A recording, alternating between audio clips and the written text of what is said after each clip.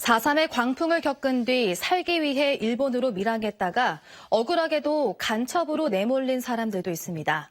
바로 간첩 조작 사건의 피해자들인데요. 우리나라 전체 사건 가운데 30% 이상이 제주에서 발생하게 됐습니다. 이들을 지원하기 위한 움직임이 본격화되고 있습니다. 조창범 기자입니다. 제주 시내 한 카페입니다. 오래된 주택을 허물지 않고 철제 구조물로 감싸듯이 집을 지었습니다. 간첩 조작 사건의 피해자 강광보 할아버지가 자신과 같은 피해자들을 위해 국가 보상금으로 지은 국가폭력기억공간 수상한 집입니다. 강 할아버지가 원하는 것은 국가의 진정성 있는 사과와 완전한 명예회복입니다.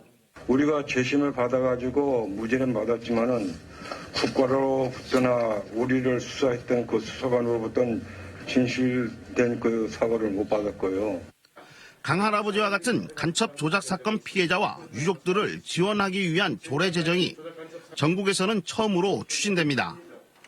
전체 간첩 조작 사건 109건 가운데 34%에 해당하는 37건이 제주에서 발생했기 때문입니다. 특히 이들은 대부분 4.3으로 가족이 해체된 후 먹고 살기 위해 일본으로 밀항했다 귀향한 도민들이 간첩으로 몰렸습니다.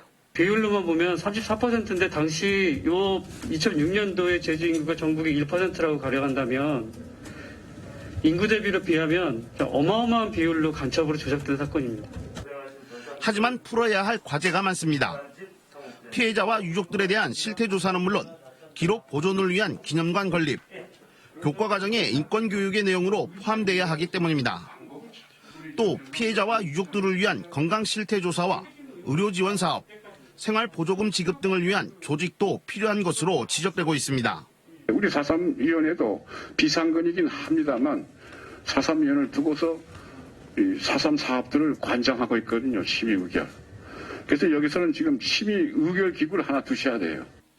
간첩 조작 사건 피해자와 유족을 위한 궁극적인 지원을 위해서는 도조례뿐만 아니라 국가 차원의 특별법 제정이 필요하다는 주장도 제기되고 있습니다.